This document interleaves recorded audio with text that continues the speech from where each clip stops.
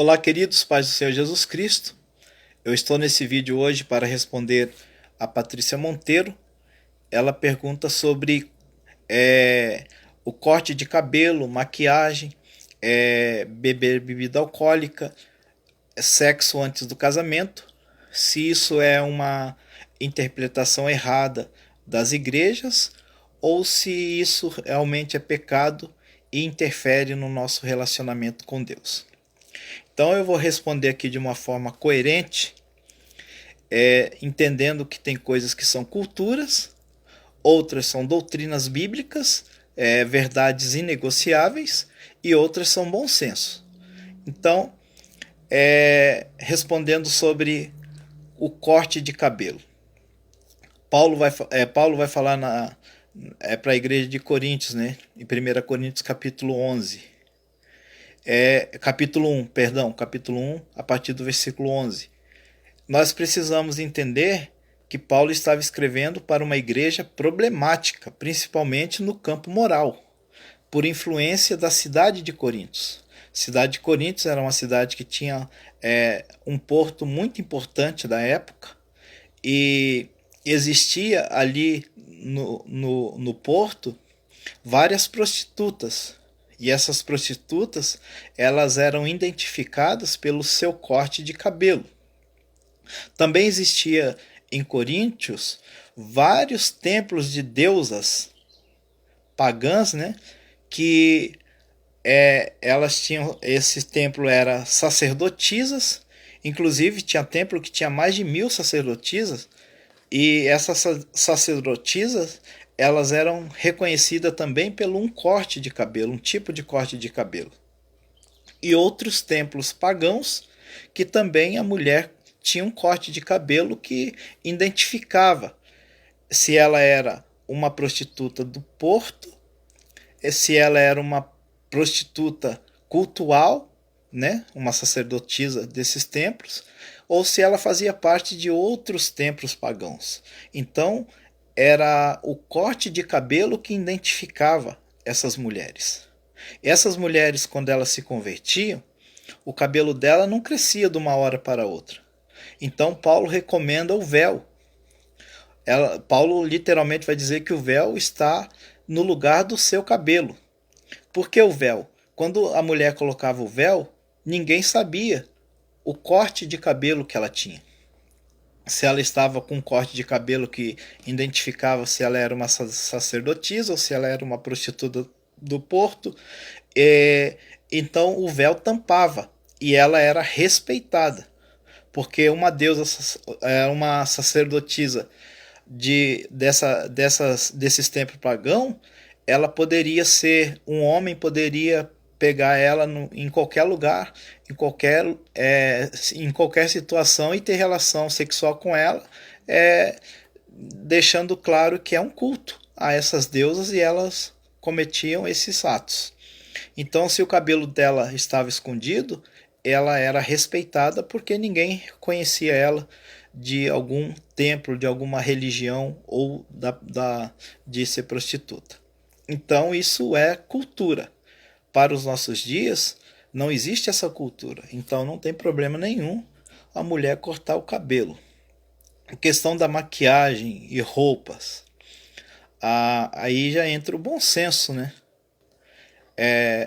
A mulher, ela se arruma, primeiramente, a pessoa tem que se arrumar, como ela é templo do Espírito Santo, ela se arruma para adorar a Deus com o seu corpo. Segundo, se ela for casada, para o seu marido. Então entra uma coerência aqui, um bom senso.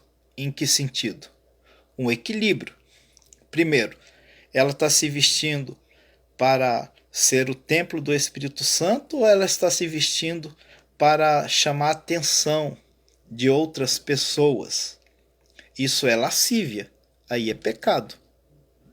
Se vestir de uma forma de sedução, isso para sedução, isso é lascívia, isso é pecado. E onde entra o bom senso? É o equilíbrio entre ela e o marido dela. O marido dela está se agradando da forma que ela está se maquiando, da forma que ela está se vestindo, se ele gosta de uma maquiagem mais fraca ou mais forte. Isso aí é entre os dois e entre o bom senso, e não tem nada a ver com vida espiritual. Sobre cerveja, beber bebida alcoólica, cerveja, vinho, eu vou responder naquilo que eu penso, tá? Eu acho que a bebida alcoólica ela não se torna pecado a partir do momento em que a pessoa não se embriaga.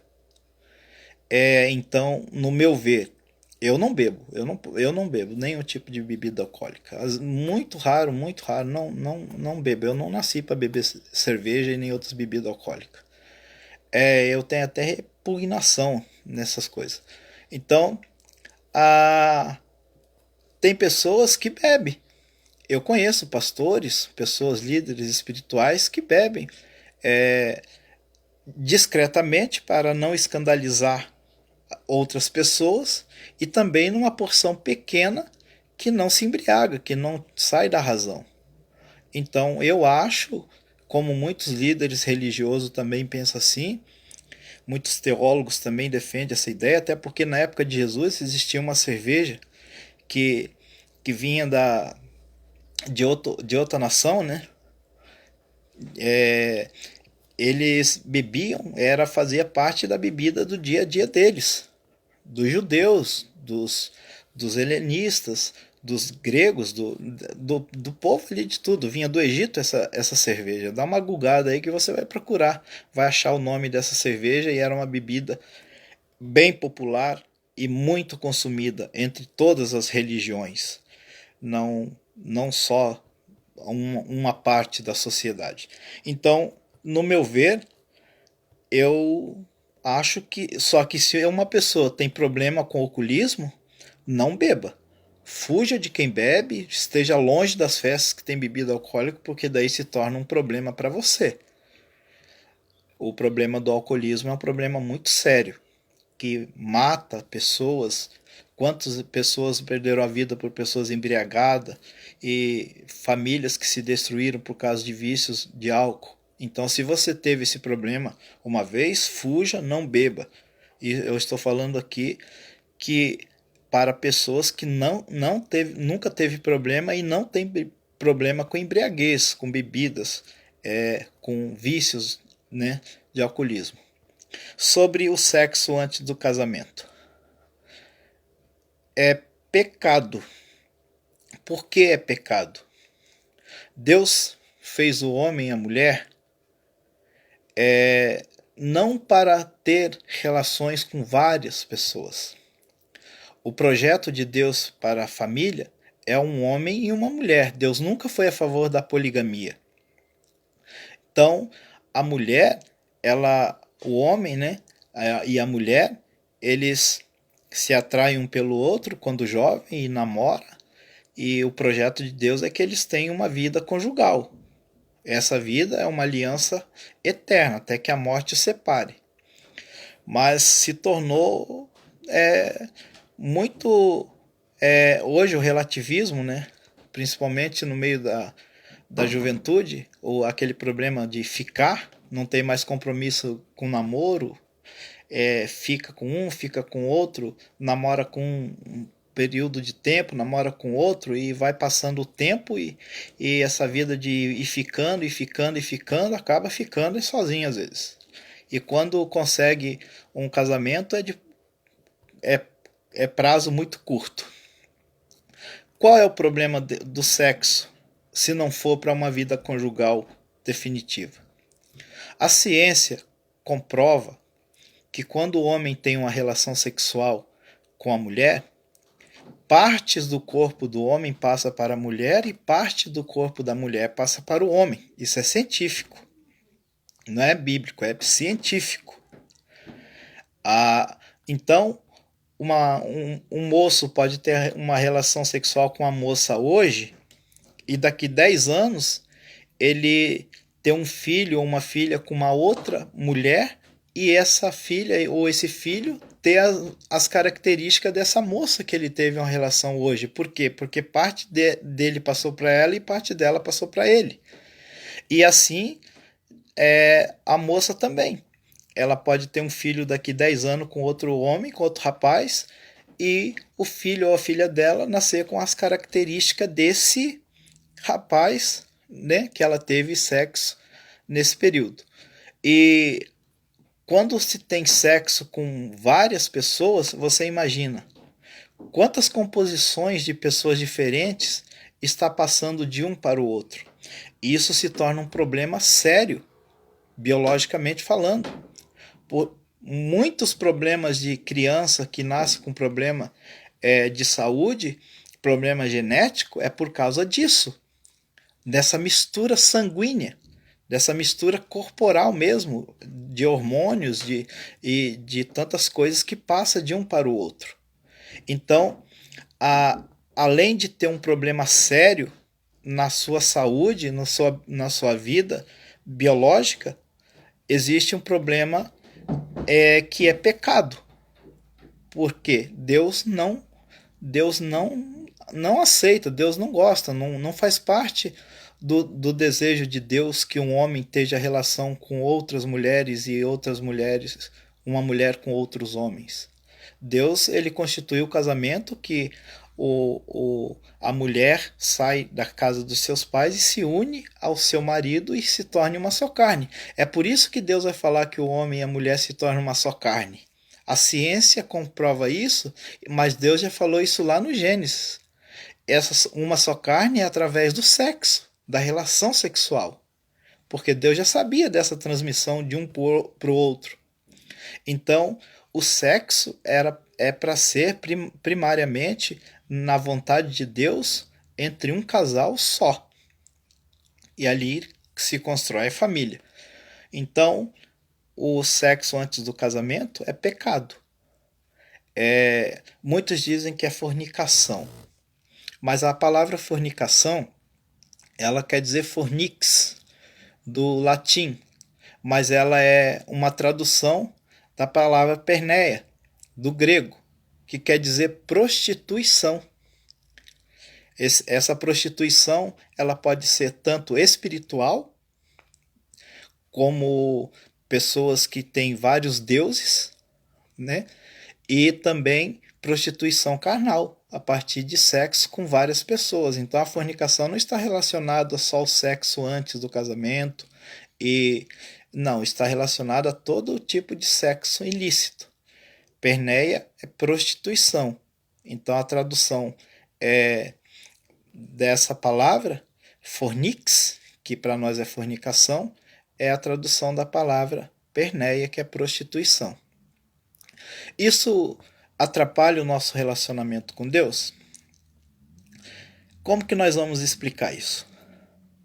O único pecado que atinge Deus é a idolatria. Esse pecado atinge diretamente a Deus. É quando você coloca qualquer coisa no lugar de Deus. Não é só um santo católico, uma imagem de escultura. Não, é qualquer coisa. Pode ser seu filho, pode ser seu marido, pode ser seu carro, pode ser seu emprego, pode ser o que for. Aquilo que se torna central na sua vida acima de Deus, isso é idolatria. Isso atinge diretamente a Deus, porque Deus não divide a sua glória com ninguém. Agora, os outros pecados, todos os outros pecados que não seja idolatria, não atinge Deus, atinge a nós mesmos. O pecado não nos afasta de Deus. O pecado nos amortece diante de Deus, porque nós ficamos cegos, surdo e mudo. Nós não sentimos, nós não conseguimos falar, nós não conseguimos ver e não conseguimos ouvir Deus numa vida de pecado. Então, nós vamos nos matando sozinho. O salário do pecado é a morte, não é porque Deus vai nos matar por causa do nosso pecado, é porque nós vamos nos matando. Nós mesmos vamos nos destruindo. Porque todo pecado nos destrói. Isso é falando generalizado sobre o pecado. Todo tipo de pecado nos destrói. Por isso o salário do pecado é a morte, porque é aquilo que nós vamos receber como consequência por causa do pecado. Não é a ira de Deus, não é isso, é a consequência daquilo que nós estamos fazendo que está nos autodestruindo. Mas Jesus nos justifica diante de Deus. Porque João vai dizer que aquele que diz que não tem pecado já está pecando porque está mentindo. Então todos nós pecamos. Existem pecados que são ocultos, existem pecados que são visíveis, mas existem pecados que são sentimentos. Então pecado escondido, pecado que todos vê, mas pecado só no sentimento, tudo é pecado. E isso é não que nos afasta de Deus, mas nos amortece diante de Deus. Nós nos ausentamos espiritualmente de Deus. Não é Deus que se ausenta de nós. Porque nós precisamos diariamente orar pedindo perdão pelos nossos pecados, para que nós não venhamos morrer espiritualmente diante de Deus. Então, o pecado, ele maltrata a nós mesmos e não a Deus, a não ser a idolatria. A idolatria atinge Deus, o resto atinge nós mesmos. Então, uma vida diária diante de Deus, uma vida de relacionamento com Deus, o Espírito Santo vai nos conduzindo e vai nos alertando, porque o Espírito Santo não nos acusa, ele nos alerta a partir da nossa consciência, né? Nós vamos entender isso.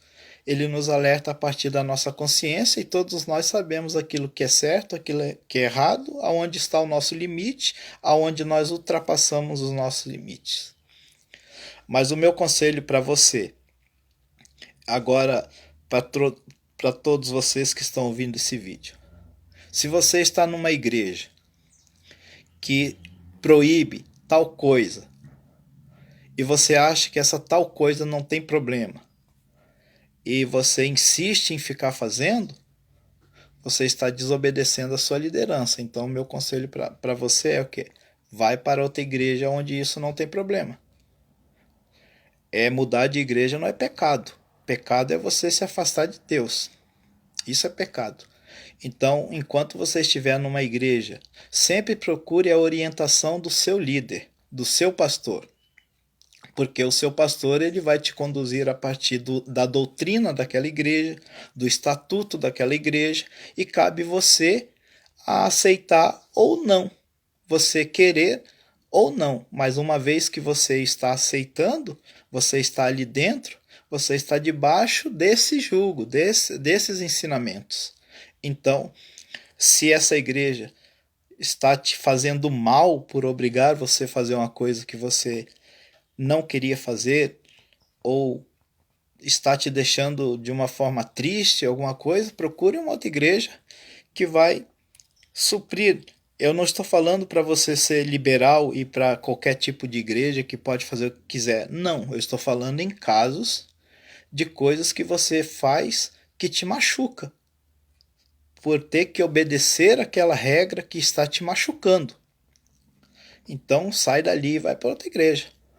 Mas não desobedeça às normas dessa igreja, porque isso também é desobediência, você está desobedecendo uma liderança espiritual. Então sempre procure orientação ao seu pastor. Tenha bom senso, pastor. Tenha inteligência, pastor, para você conduzir a sua ovelha a ser um discípulo de Cristo e não um membro de uma instituição. Não cumprir regras de uma instituição, mas sim ser um exemplo para os não cristãos, porque o povo lá de fora está vendo Cristo através de nós, a partir da igreja. Então espero aí que eu tenha respondido a pergunta da Patrícia e até o próximo vídeo, se Deus quiser.